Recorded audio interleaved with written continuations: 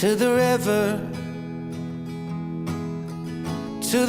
we go, leave our worries on the shore and drift away. On the river we know. Oh, wow. Welcome to Marty's Garden and Merry Christmas in advance, my friends. It's lovely to see you all here today. Thank you so much for coming to check out a live show that I said I wasn't going to do until after the new year. But you know me, I sporadically get on here from time to time in between things that I'm doing to reach out to you guys and say g'day. And so what we're going to do is we're going to talk about, I'm going to have a Q&A and anything you want to ask me to do with gardening, worm farming, or some questions you'd like to ask me myself. And we'll be looking at what type of content is going to be coming up into the near future right here on Marty's Garden. So be interesting to see what comes up and who turns up today to watch the show. Now, we just had the new song on, the theme song. Those who didn't arrive for it just totally missed it. Beautiful song.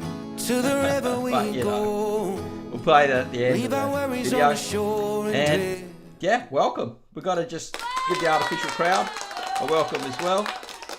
Now, as I said, I just sporadically come on here this morning and thought, wow, I'm sort of getting ahead of all my jobs and Christmas things and everything that we need to do around this time. That can be super overwhelming for all of us, I know, in many ways and in different scenarios, right? Me, my daughter's been home for nearly a month, hasn't been well, some different things going on and putting a lot of time in there, and then keeping up to date with all the garden and producing, working on getting the website going, and also redoing the ebook, which I've had on my website and on the Buy Me a Coffee for quite some time now. But this is the new revamped version. The content is much the same. I removed a couple of bits I just don't think are relevant anymore. A couple of little tweaks here and there, fix up the cover, and finally got it onto Amazon after all this time. I don't know what I was scared of. I think because I'm dyslexic, I've subconsciously programmed myself to fear these things. And I battled through. It took me about 5 goes to get it right and looking good. So yeah, there it is on Amazon at the moment. And if you do go over and decide to buy it for a Christmas present for someone or your own Christmas present, or just to support the channel, it helps push up the sales and reviews, helps push it up apparently above the other worm farming ebooks. But I reckon my cover just rocks, and yeah, stoked to actually be here. So thank you so much. Let's get back to it. And I've got myself a few drinks here set up and stuff like that, and been plugging away in the garden pretty hard. It's been a weird time of year. But anyway, let's get some people across here that have turned up for the show. Rhiannon, growing in the valley. G'day, Rhiannon. Nice to see you here. Hey, Deb. Merry Christmas to you and your family also. All the best. Michael, so glad I caught you live. Thanks, yeah. Stoked that you're here. And yeah, if you can make it, it's just absolutely wonderful. This time of year, I know everyone's really busy. And there's no real theme behind this piece of content today. It's really just a catch up, see how you're going, answer any questions, any problems that you may have that I can help you with to do related to organic gardening, worm farming, permaculture, all that type of stuff. G'day, AJ, another green channel, some worm farming topics on there. Glad to see you, mate. And yeah, thanks, Deb. I will be buying the book for sure. Well, there's a link down in the description, so I do appreciate that. It's just an ebook for now. I will work on producing it as a soft cover, and now that I'm sort of getting over my dyslexic anxiety, I think I can start producing more text content using things like Grammarly and different softwares and things like that to get it out there, right, amongst into the website, into a blog, and also into some written books. So thank you very much, AJ. Maybe we'll get it out on some Audible. I'll read it out or something like that. That would be fun too. So I purchased a book Can't wait to read it. Have no idea how to stir a worm. Wow, that was quick. You actually just went in just then. No way, no one does it that fast, do they? Anyway, I'll give you like one of those applauses from the artificial crowd. Thank you so much. Such a blessing. And I really do appreciate it. As I said, like, if it gets a few sales and then gets a few reviews, it pushes it up higher, and hopefully we can sit it up there and it'll be a part of the revenue to keep the channel going into the year 2023. Now, it's been a bit of a crazy time here. As I said, I've had my daughter home for like a month, some health issues and things. The weather's been absolutely weird. We had a few hot days, and now we're having around 22, 23 degree days, which is not really good for the corn. It's almost like too hot for the lettuce, and then almost like nearly sort of too hot for the cucumbers and things. But then it's not hot enough for the tomatoes. They're sitting on this border range, but we're battling through. I've got a whole lot of summer crops ready to go in, such as one that people don't know of called Egyptian spinach. Amazing plant related to okra, and you eat the leaves. It's a beautiful looking plant, and I really like it. I've never tried the pods, but you can stir fry it and make it as a spinach substitute. It's not a spinach at all, so it doesn't contain any of those oxalic acids. I've got the kangkong coming on, which is the another type, what they call it a spinach, but it's not. It's actually related to other sort of like ground plants that run along the rivers and things like that. And that's a really good one for going into the summer. And then I've got my betel leaf as well. I got some new cuttings coming in and stuff, and I left all my plants at home at the other place. So I'm moving into these summer crops. Planted some seed for dwarf papaya. Apparently they only grow to about 2 meters high. I'm hoping that, you know, they need 24 degrees every day for the seeds to germinate. I bought one papaya tree, but I'm not sure of the variety. It's a red. And that's a cross-pollinator, so it's a bisexual plant. And the fruit trees are starting to grow, which is really, really good. And the chickens have just been an absolute pain in the butt. They keep escaping, getting out, digging up some of my trees and things. And you just think, why? Why to go to that one tree every time and dig it up? Leave it alone. There's plenty of other places to go. So anyway, yeah, having a battle with the chickens at the moment.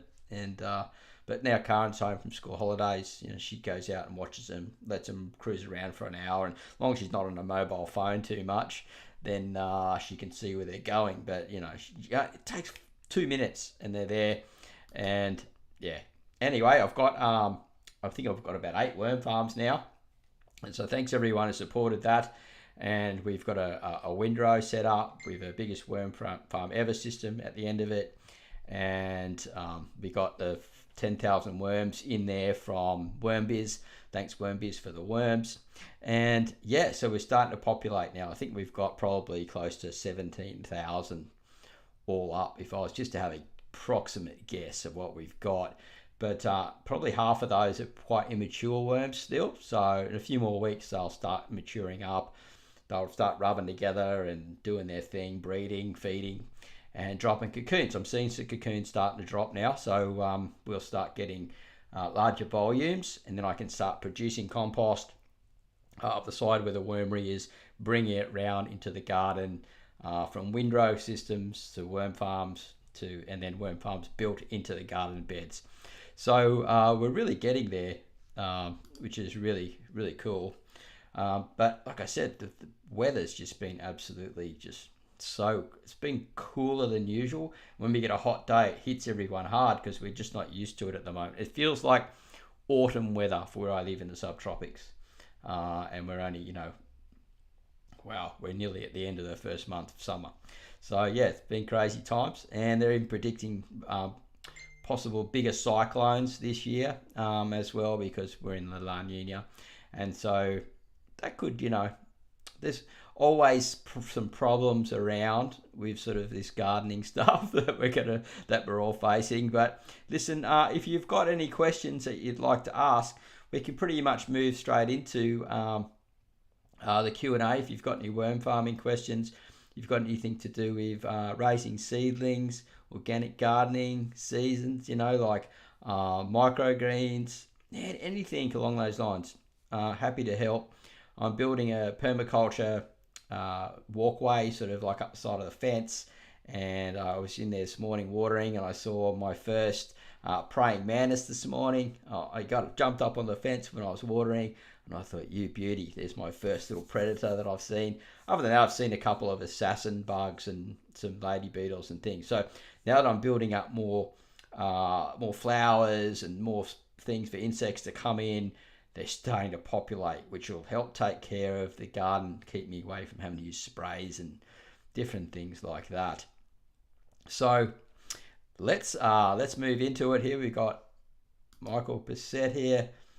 I helped my first young person start a worm farm, a high school boy that wanted a side gig and learn how much they cost. His family raises cattle, and he was excited to find that he can sell. Wow, well, if his family's got cattle, he's instantly got a food source for those worms. So congratulations for pushing that forward. That is just absolutely brilliant. I would recommend that once they learn, your young person friend learns how to worm farm a little bit, get them onto one of those, like the compost ones that sort of reach to the ground. I call them the biggest worm farms ever, but they're just, the round compost with a lid, and drill a few holes in the lid around the side, and they reach the ground. Start filling it up with cow manure, and letting it sit for a while, letting it age, and then any excess worms that he has, start feeding into that, and they start getting used to that feed source. So congratulations to that. That is just absolutely brilliant. Love it. Rhiannon, could the weird weather be why my tomato seedlings are not growing, thriving? I'm in Adelaide. Yeah, very highly likely. Look, I planted extra tomatoes this season, and I'm only getting a few off each. I did do a little bit of a wise move. I got some cool climate tomatoes growing as well, so you get a few more, and that does help. But now we're moving into the hotter times. I don't think we have to worry about that too much. What I do is just prune them a lot more, so they're just going to produce a lot more fruit. I've got a couple that's bushing out, doing the natural thing, just one. The rest of them I'm just growing single leader and tipping it and going for the fruits, because that way you can just control them much better. When it's really, really hot, I just let them bush out and just do their thing, and then just go and harvest and stuff like that. And it's sort of hot, they hide under the leaves, the fruits from the birds and stuff, and don't get sunburn, things like that. I do mine a little bit more permaculture style generally, but at the moment I'm doing the central leader method. You can actually choose one more leader down the bottom and then grow that out as the other one gets too high, and tip it out and let the next one come through. Then you end up growing sort of like 2 plants out of the one. You grow a few more. So if you think the weather's still going to be cooler or a bit odd, maybe plant a couple more than what you normally would, Rhiannon. Hopefully that helps. Okay, Michael Bissett. Worms for more than Dad sells beef for. Excited to see young people happy about something positive. Yeah, it's really, really cool. And I said, my hat's off to you. That's really awesome.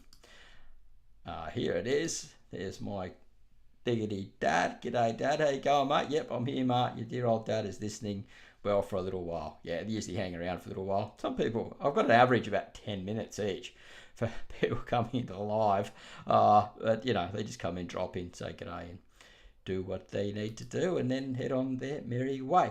Jeff Papalia, I'm having the same problem with my tomatoes in South Victoria. The greenhouse tomatoes are fine. Yeah, look, we've been having a lot of cool weather coming up from the south, from the Arctic. Those lows are sending cold fronts right up into Queensland. And as soon as we get a high set above us, it gets real hot, and then the plants get stressed and stuff. So it's been a bit tricky to go from cool to hot real quick, and it's a weird season this time of year. So I just recommend just doing a lot of trials and expect, maybe not do as good with some things and better with others. That's usually the case, but I think it's going to be more erratic this time. Yeah, my papayas haven't grown good for years, the last 2 years, because of the La Nina, and we haven't had the hot enough days for it. But I'm praying that this one's going to finish in February, like they said.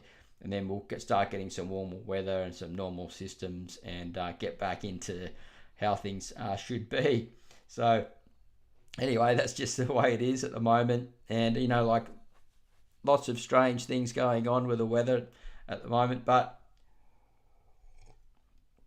if you look back at some of the poetry of Australia, I love a sunburnt country and things like that. We are known to have drought and floods and high extremes here in the history of the country. So just keep in mind that we sort of want to always be future thinking forward. So at the moment, like before at the beginning of La Nina, I was thinking more floods, cooler weather, stuff like that. Now we're moving out of it. It's very possible that we could go more into a very dry system and be looking at really building our soils up and getting our mulches up, which we should be doing all the time, even when it's wet. Just working on getting our soils deeper, the soil profile deeper, by putting on and no dig systems, and just by layering on top compost and mulch and things like that. And then planting as much diversity as we can in the garden too. So, some things do well one season, some things don't do so well. So different perennials, things like I've got some mandarin and some a lime. Now the mandarin does better in the cooler climates, where the lime's not doing so great, and they're both citrus, but and the lemon's coming along too, because they can sort of go in that mid-range climate as well. But the tropical stuff, it needs to get a little bit hotter for me to be able to get it here. Let's go. We've got a question here. Michael Bissett. Have you ever raised worms in a larger bin like an IBC tote 250 gal? No, I haven't. My friend Pepe Fassos from 560 Farms, we're looking at possibly that system coming up in the future for his place, so he can actually extract the worm, the liquid coming out of there to use on his organic farm. So we may be looking at designing something like that in the future. But for me, I like having things that touch the ground. I like to have the earthworms and the microbes and the fungi and things to be able to move in through. Now, there are reasons, like I said, to have a IBC or those bigger systems.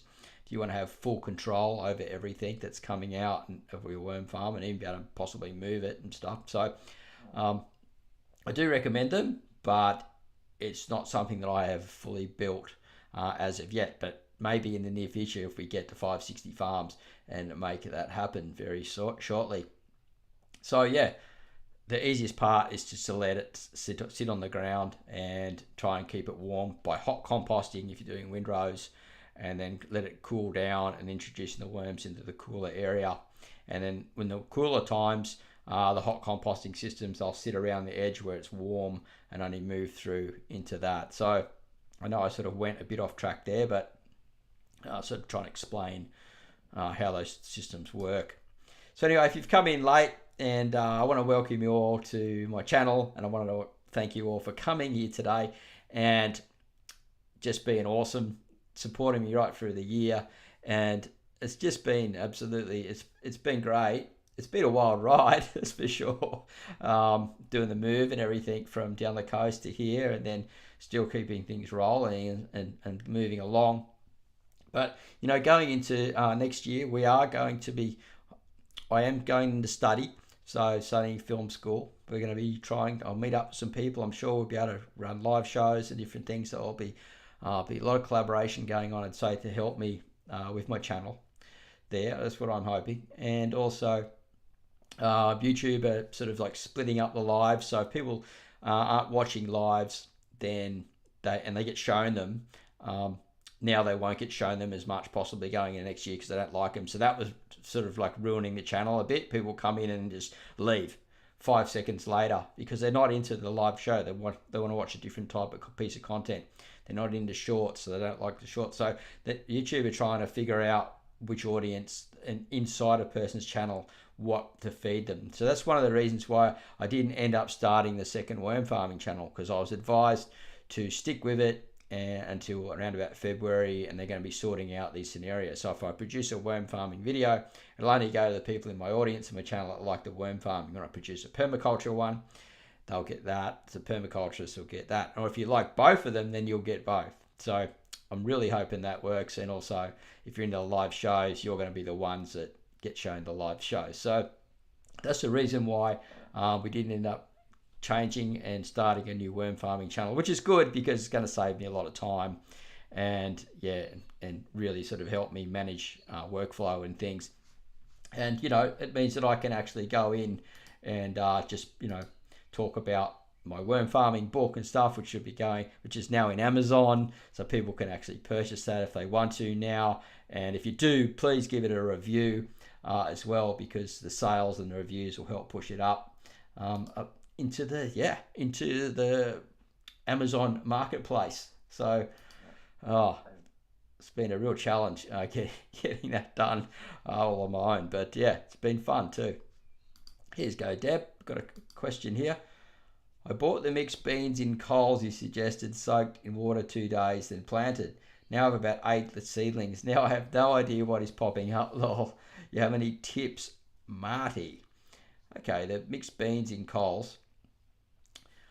Right, I think I remember that was one of the people that follow, and it might have been from a live show, and they said they're already germinated, those ones, and they got a little sprout on them.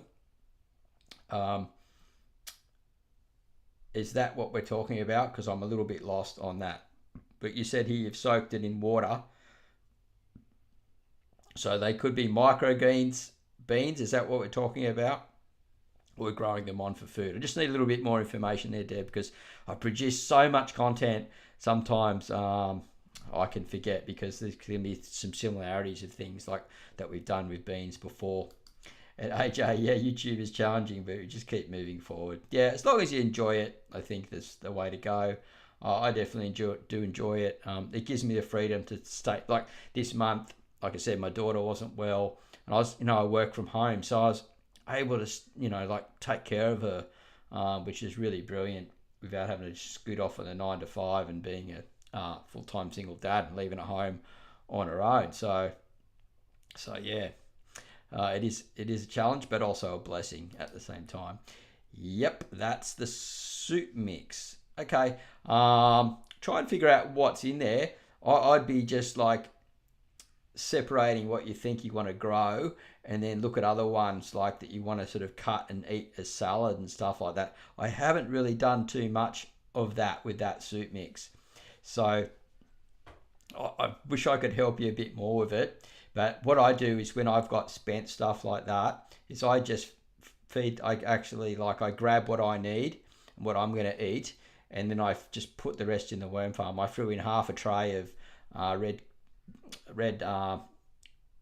Sango radish microgreens into one of my big worm farms yesterday, because they just grew too long, and the roots and everything in there, and the compost and stuff, and the plants, the worms just go mental on it, and then just ends up getting recycled anyway. So just eat what you think you can grow.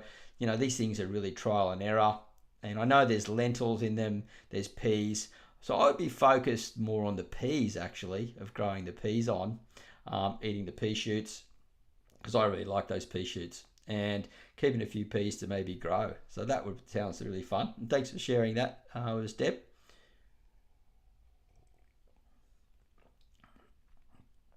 So as far as my plans going into next year, I really want to work on getting the live shows better as well. We're talking to a few different people about bringing them on.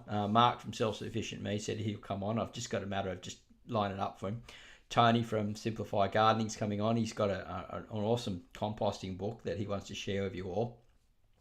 And then we're going to find a way to actually reaching out to more gardening YouTubers that are in a good time zone, because the time zone from Australia and everything can be a little bit tricky with going for people from overseas.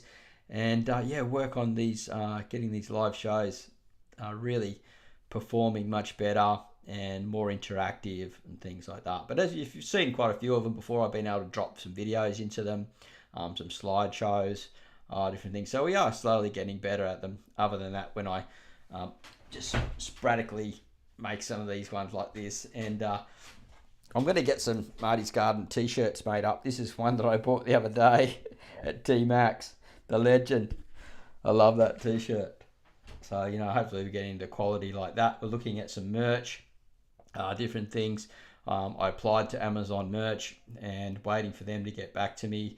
I've done Amazon affiliate within Australia. I wasn't a US affiliate, but now I'm changed that over to Australia so I can start looking at other people's products if they got good stuff in there that I can recommend. And also, so the ebooks, hopefully some soft covers and maybe even a hard cover, and then some merch, which should be really fun. My daughter's helping me design some ideas and things like that. And then, so I'm kicking off sort of the live shows and then running the videos out of the garden, showing them how they grow and my tips and tricks of what I'm doing for these systems. So, it's just Deb's back. It's amazing how they popped up and fun to see what they are. Well, this is a really cheap way to do it. Those soup mixes, that's for sure. The one that person was talking about, a subscriber, he's the one, I think he buys them from the shelf. They're already sprouted and they're next to the alfalfa sprouts. And they've already got like a little root on them already. And there's lots of peas in there, which is pretty interesting. So that's a good way to actually buy some little sprouts and things like that and eat them quite cheaply and then grow some things on. Yeah, thanks AJ. I like the shirt. I bought it to wear to some Christmas parties and different things, and I thought, it's quite fitting for today, even though we can't really see it, like unless we go down sort of here, and then I'm showing all my camera gear in the background. Got the surfboards there in the back. Gonna try and find some time off in the next week or two to do some surfing. One of my mates just got back from flying up north. He does. He works as a pilot, helping people up in the northern Queensland I think it's some type of church group or whatever, and they help people, fly them to hospitals and doctors and fly them food and things like that when they're really quite isolated. So he's back. My mate Matt, we're going to go do some surfing, and maybe even go fishing for some eels and some bass and things like that up the back where I live, and just have a little bit of a break because it's been crazy the last few months since I've moved here on this place and haven't had much time off. So fire away, guys, if you've got any questions. We've got 10 people watching at the moment, 8 thumbs up. If you haven't given us a thumbs up, please give us a thumbs up already. Love to see that, and just for a bit of fun, and we will give you an applause to anyone who's thumbed up already. And thank you so much for coming and listening to the show. Now, if you've got any questions to do with gardening or worm farming or permaculture or anything along those lines, I highly recommend it. What I'm doing at the moment is, so bring them out and I'm happy to answer them. What I'm doing at the moment is I'm building up my sort of permaculture row along the side of the fence. So I've got some different flowering Australian shrubs and small plants and things that will bring in all the new insects and bees and stuff, and producing habitat for these insects to live and hibernate through the cooler times, and bring in little birds and things. So, and that extends out to, they'll reach out and then move into the raised beds and things. The bale gardens are starting to really sort of break down now and produce that soil. I've got to go in and start mulching a lot more, and then working up in the back corner where I'm building, sort of extending out the chicken pen sort of area, and building big compost piles there where they can jump in and turn it over, and be throwing a lot of wood chip and sticks and whatever and things in there, and composting in there, and then setting up some big worm farm systems as well to start feeding fruit trees and getting a fungi and the compost and everything feeding those areas. So so I've still got a bit to go to systemize it all, but now that I've got the wormery started, which is going to be a part of the worm farming content that's coming out, that's all going to be feeding the gardens and the system. So not much money needed to be spent. In the beginning it can be a little bit expensive, but once you set these systems in place, it will be quite cheap as long as you've got the inputs coming in, and most of us do. We've all got our own fruit and veg and neighbours and all different ways to get that stuff. Mary Gardner Wilson. Hi Marty, it's very hot here in Perth. Can you suggest any ways I keep my worms cool? I lost them all last year. Yeah, so I reckon, so you got to keep them shaded for starters. And, like anyway from, if you're getting hot breezes coming out of like the sort of like the northwest or, the hot breezes that come in there to Adelaide off the land at certain times of year. So what my friends have been successful with, I don't have the heavy fluctuating temperatures where I am, quite lucky being near the coast. But you get bottles of like Coke bottles, Pepsi bottles, things like that. Fill them up with water and then freeze them. And then you put them in the top part of your worm farm. So the worms go down when it's hot because they want to go down to where it's cooler. So they'll drive down. So if those big ice bottles, as they're sort of like melting, it produces condensation around the outside, and that keeps the worm farm wet and keeps it cool. You wrap them in a lot of blankets. So you need a lot of blankets in the top part. So more than just one worm blanket, you have quite a few, and then wrap the bottles and let them go down, and it will keep the worm. And they'll just move. So you want to keep 2 tiers. If you've only got 1 tier, keep 2 tiers, fill up the second tier, and then they'll move to where they want to be, where they're most comfortable. And you may even want to feed them on the bottom tier if that's where they're going down to, or sort of midway down, halfway down. And yeah, so that works quite well. You might need to throw 3 or 4 of those bottles in on a really hot day. So just keep a couple spare. When it's warm, put one in. When it's really hot, throw another one in. Sort of, go for that sort of, and that'll work. Okay, Nana's Worms and Garden. Greetings from Victoria, Vancouver, Canada. G'day, Nana's Worm and Garden. Lovely to see you here. Thanks for dropping into Marty's Garden and saying hello.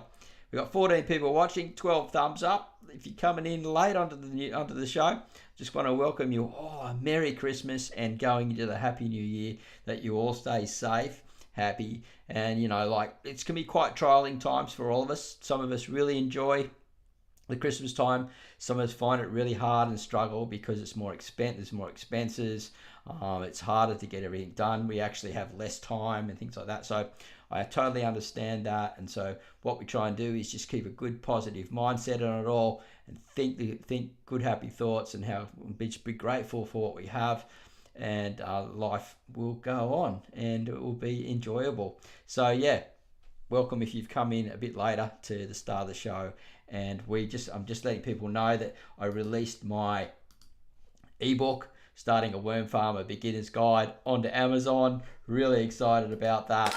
First time ever I've done that other than the website. It's a revamped version. And yeah, if you want to get it, you can. And if you do get it as a late Christmas present or a present for yourself, please leave a review. It'll just help move the book up higher into the algorithm, and then it'll help with future sales going on into the, from, I think it's in like 20 different countries or something like that, which is just amazing. And I'm looking into turning into a soft cover next. All right, so here we go here. Let's keep on moving forward here. Hot here in Brisbane. On and off. Frozen scrap veggies. Yeah, so anything frozen like that will help as well, for sure. So, and actually when you do freeze the veggies, it breaks down the cell wall and stuff, so that the bacteria actually gets on it faster once it thaws out, and so they can consume it a bit quicker. Well, that's the theory on it. I've never really done that much, but I do it with bananas because I smoothie them and the skins are always frozen, and I put them in that way. But yeah, so a good idea is maybe to freeze the food as well. And if you're juicing, you could freeze the pulp, which would be a really good idea, I think, into little like long sticks or something. Wrap them in Glad wrap and put them into long sticks, something like that. Okay, the Urban Gardener. Happy holidays, Marty. Happy holidays to you, my friend. Thanks for coming and checking out the live show and for turning up. G'day, Marty. Can we use cooked, cooled veggie scraps in our worm farms? The scraps from making veggie stock. Yeah, sure. Why not?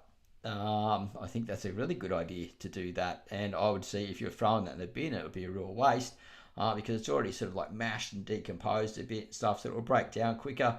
and become a really good food source. And sometimes these stocks and things have a little bit of sugars in them, so that sets it off a little bit faster as well. So yeah, I recommend using cooked cool veggie scraps in the worm farms for sure. I reckon that's a great idea. All right, if you've got any more questions that you'd like to ask me here on the Marty's Garden channel, we've currently got 13 people watching, 14 thumbs up. If you haven't given us a thumbs up already, please do. Be great to see that the thumbs up thing go up. I like the Giuseppe Sam. It's got nothing to do with thumbs up because he doesn't go like that, does he? I don't know where I got that from.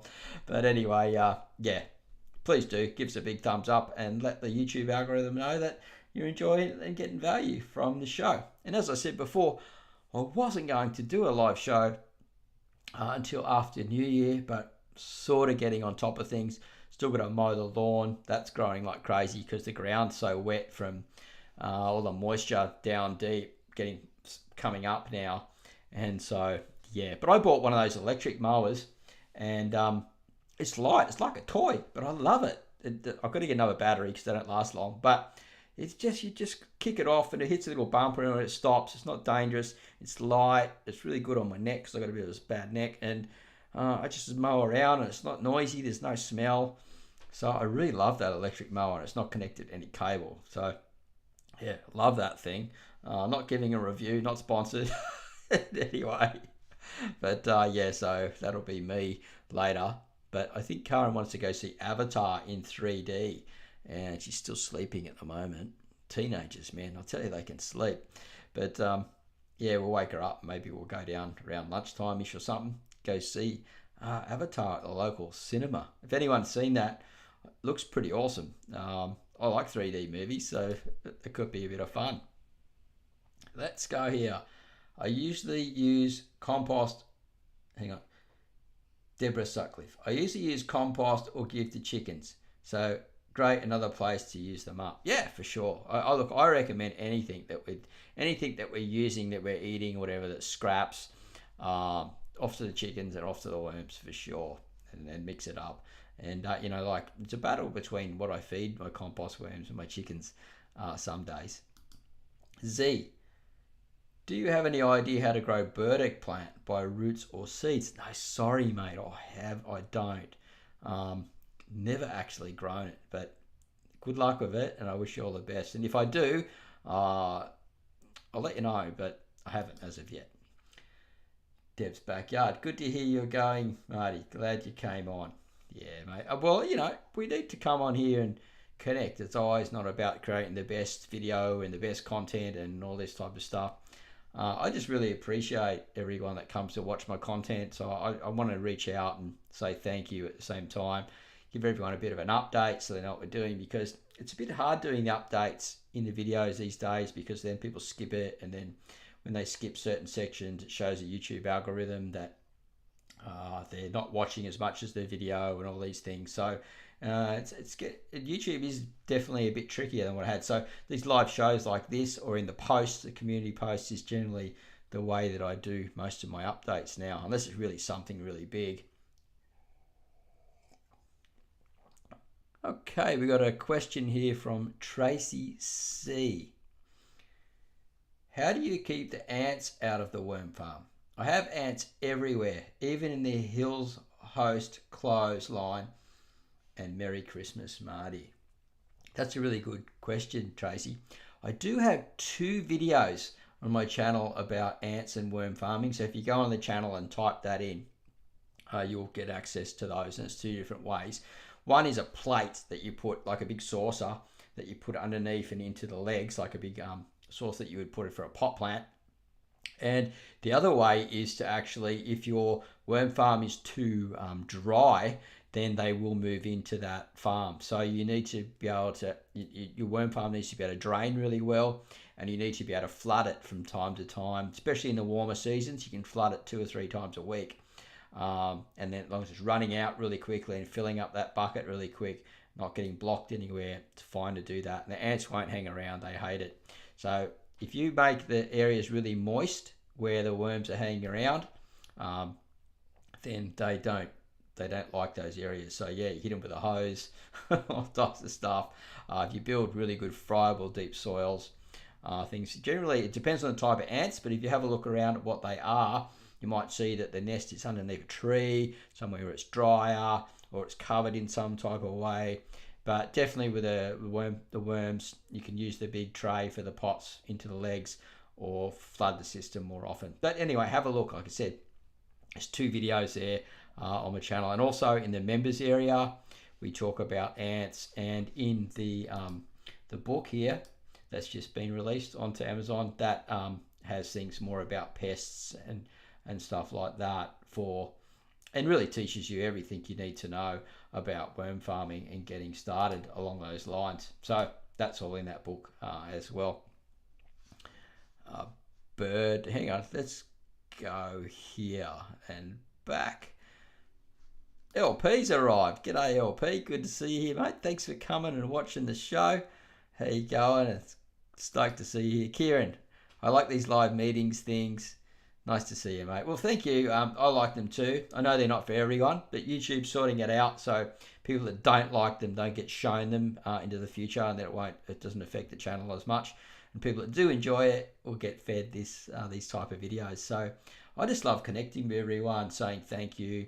Because I don't see myself, I see myself as a YouTube creator and content producer, but I also see myself as someone that can educate and pass on information and help others get through their challenges and keep them inspired, and just get really good results. Because sometimes growing food and sometimes and certain types of things with worm farming we can get a little bit anxiety about it and stuff, and we wonder what we can do and how we can get around it, and we say, oh, we've got a brown thumb, but it really isn't. It's just a matter of just getting out and just doing it over and over and over, making mistakes, learning from our mistakes. And I make a lot of mistakes, so I've got about 5 or 6 that I need to share in my raised beds garden, so that could be another video coming up into the near future. Okay, you reported some spam messages. Thanks, LP. Appreciate that. Here we go. Nanas, worms, and garden.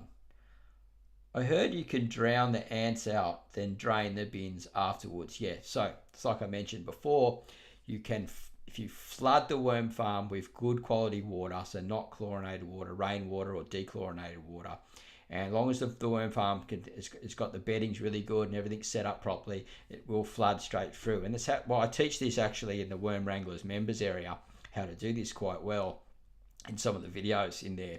And yeah, once you do that, they won't get in there. So once you've got a good moisture lock in, you don't get as many pests. The cockroaches and things like that won't get in. The only thing is, we go too wet, we could end up with springtail problem, and then we've got to let the top dry out and stuff. But it's just getting the balance right, and I don't worry too much with springtails as long as we don't get an overpopulation. But again, that talks about in the ebook about them. Okay, let's keep moving forward. Burdock is a plant that is considered a weed, but good for skin problems like eczema. I think it may be the one that we have growing here in the yard, burdock. I need to do a bit more research on it. I've got a feeling there's some growing around here. Here we go, Elizabeth. Merry Christmas So there's one that looks like a little succulent as well. It's a little round one, and actually when you squash it, it is like a succulent leaf. That's the burdock's like a longer leaf, I believe, and it does look like a weed. And I think we do have it growing around here, and it's just gone into seed. If it's the same one or a relative. Anyway, sorry Elizabeth. Merry Christmas from Queensland, Southern Moreton Bay Island. Thank you all for the enthusiasm and gardening into 2022. Plant recommendations, much appreciated. No problem. Let's give you an applause, Elizabeth. Welcome to the channel.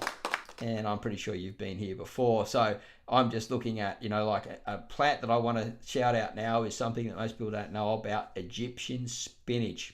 In Queensland and in the real hot areas through the summer, it grows as an annual. It's related to Okra, you can eat the pods like an okra, I believe. I just eat the leaves, use it as a spinach substitute. An amazing plant, can handle the heat. And the other one is kangkong. I recommend that, and betel leaf. Now I have all those three on my channel. They go really good in the heat, and they produce a lot of food, very good for you.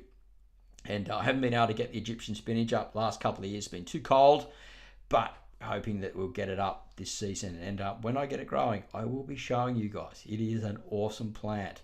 I discovered it in the Philippines about 5-6 years ago, growing wild, and we cooked with it, and I was just like, yep, that's me, I'm growing that. Deb's backyard, flies were my problem until I covered the worm food in the tray. Yeah, you need to keep it covered, and also, a good blanket, good wet blanket over the top. Burdock is a root that has been used in food and medicine for centuries, including diuretic agent. Okay, comes from the plant burdock. Well, we're learning a lot about burdock today, but no, I haven't grown it. I have to do some more research. We grow comfrey to condition compost and vermicompost. Yes, comfrey is an amazing plant, and one of the things about some of these plants like this that are very low to the ground, and they have a big, nice, wide leaf, and a lot of the weeds do it as well. A lot of the edible weeds, actually. Some of my I harvest and feed to my chickens and things.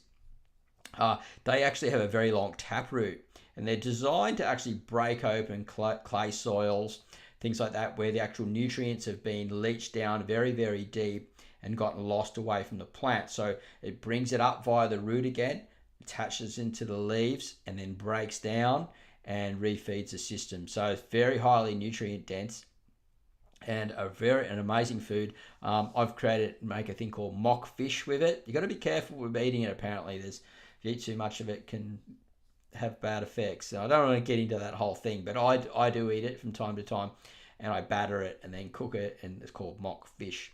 But normally, if I've got it growing, the chickens find it and just nail it. But yeah, great conditioner for compost, and into vermicompost. And it grows from a cutting from the root and a cutting from a leaf. So awesome plant. AJ's going to say goodbye, mate. See ya, AJ. We'll give you a little horn toot there and a little applause. Merry Christmas, mate. Check out AJ's channel if you're into worm farming, everything green. All right, Z, you're welcome from Deb's backyard. I think we're talking about someone's chatting in here, and sometimes we're looking at the burdock. Right, that's right. So if you've got any more questions, please feel free to fire away. We probably won't be coming back for a while into another show unless I sporadically come up with one.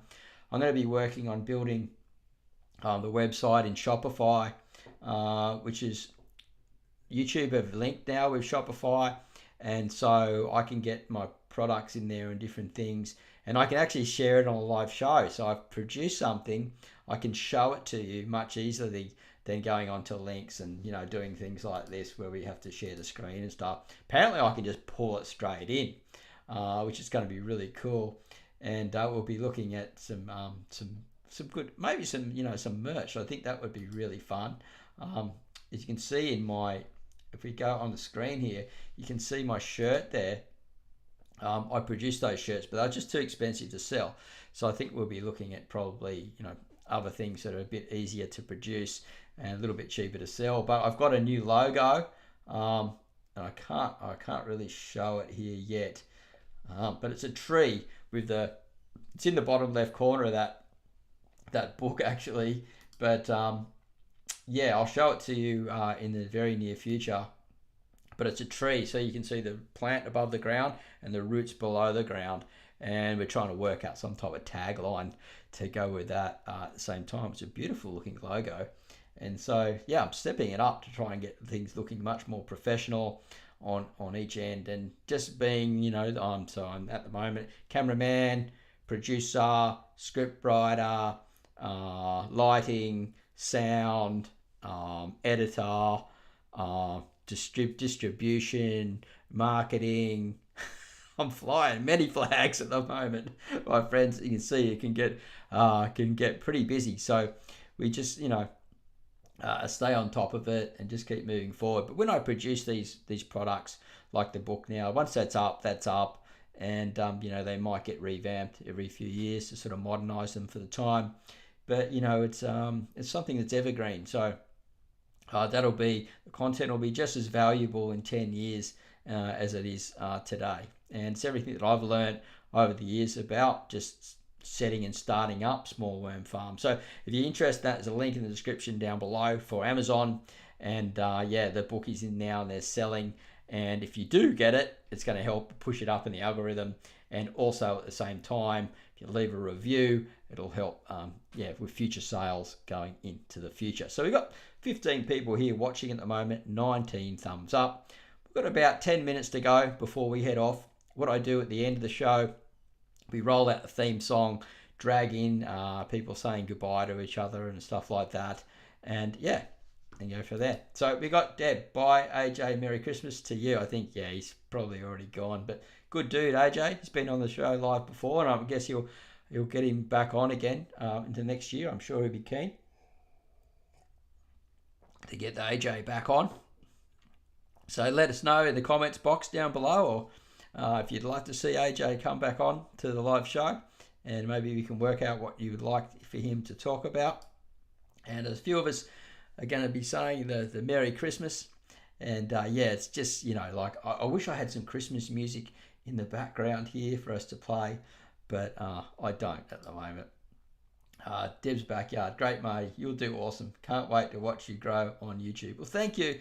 We're not far off 50,000 subscribers now, but it's many years it's taken to do that. And we're going through lots of different types of content through here. So some people have subscribed for other things and then other things. But I've been very blessed with being able to make and sell my own products offline over the years. And that's what Marty's Garden's really been about, is the education and then my products offline. And now we're working on bringing products online. It'll become a bit easier for me to do because I have to keep producing. Like a bag of compost, I got to go out and bag it. I've got to make it, bag it, sell it, sort of thing. Make it, bag it, sell it. Sounds easy, but it's not. And so it's a scale up. You've got to produce more and more. So just looking at going a little bit more digital, and then using everything that I'm making here into the place and use here to produce this garden as it grows. And as you know, if you've been following the show, it's a permanent place for me. So as it grows, you'll get to watch it grow as well, and no fear of being kicked out by the landlord or anything like that. Well, you never know, but I don't think so. Absolutely, bring on AJ. Well, there you go, AJ. You've got one thumbs up there for you, mate, or one call out, and I'll get in touch with you, mate, coming into the next year. And for sure, we've had AJ on there before. I'm just going to have another quick drink here. I've got this is like a mineral water and lemon lime. Pretty good stuff. Start losing my voice when we're going into an hour. When we're sort of interviewing someone, it's a bit easier because you've got someone to bounce off. When it's like this, you're just talking for an hour straight. So I think what we'll do is we won't go right into the hour. There's no more questions coming up. So what we'll do is you can say goodbye to me. You can say goodbye to your friends in here. I'll put the music on. I'll drag it across. And then keep an eye on posts, because I will be doing updates in posts. Keep an eye out for any of this. If you see the sporadic live shows come on, I'll be doing updates and things like this about what's going on, what's coming up. And we'll be looking at that. And I really want to get these live shows performing much better. So hang on one sec. We got something here before we put the song on. My Taj Mahal, can't spell it. It's just Tagmahal. It's powering. Thank you to the video. Oh, that's great to hear. If you ever want to know what the Taj Mahal worm farm is, check it out on the channel there. So Taj, Tagmahal, the Taj Mahal. Here goes the phone. I'll just call him back in a little bit. And so anyway, let's get the music on. The Taj Mahal is an awesome sort of system, using a different type of, sugarcane actually, but you can use other types of bedding to create something very similar. So let's get the music on and we will start dragging people across. So thanks for sharing that, Jeb. The theme song, To the River. Please hang around, listen to this song. It is a beautiful song. The words in it are just amazing, and it will bring some joy into your day and hopefully help you to walk away after watching this show feeling really much, giving you a bit of a lift, you know? It gives me a lift, and we will drag everything across as you say it. Let's go. To the river we go. Leave our worries on the shore and drift away. On the river we know. Sometimes the perfect words are never said. I spilled my coffee, I don't feel like talking. My worries just keep growing by the day. I need a moment where the green and blue appear, to spin a rock and watch the ricochet. To the river we go. Leave our worries on the shore and drift away. On the river we know. Sometimes the perfect words are left unsaid. You could change your mind when you're intertwined with the water and the waves.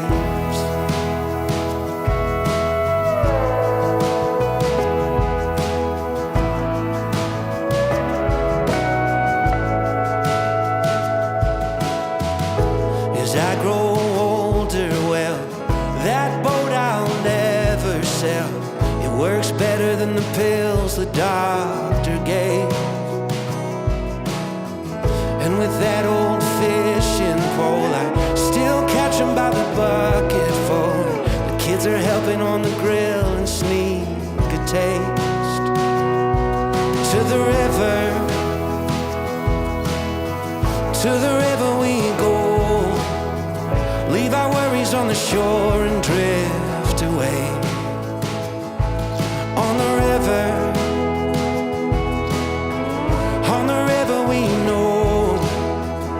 Sometimes the perfect words are never said. You could change your mind when you're intertwined with the water and the waves.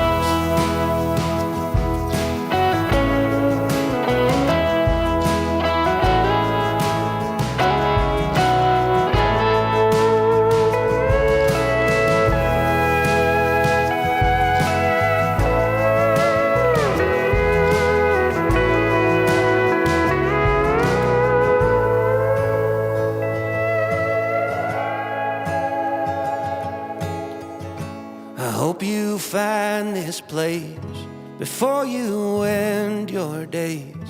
And if you see me out there, wave hello. Last words, and if you see me out there, say hello. Thank you so much. Oh, I love that song. Thanks so much for coming and watching Marty's Garden here live. I appreciate and love each and every one of you. I'm getting a bit lost for words here, but I just want to give you a warm Merry Christmas and Happy New Year. If I don't see you beforehand, I'm hoping that we'll get out and produce another video or two very soon. Got a few shorts coming up, already pre-done, and we'll just see how things go. Crazy times. And look, I'm going to take my daughter. I think I'm going to wake her up. We're going to go see a movie and enjoy the rest of the day. Then I'll come back and mow the lawn. Have a great day. Happy everything. We'll see you at the next one real soon. Take care, guys. Merry Christmas. Bye for now.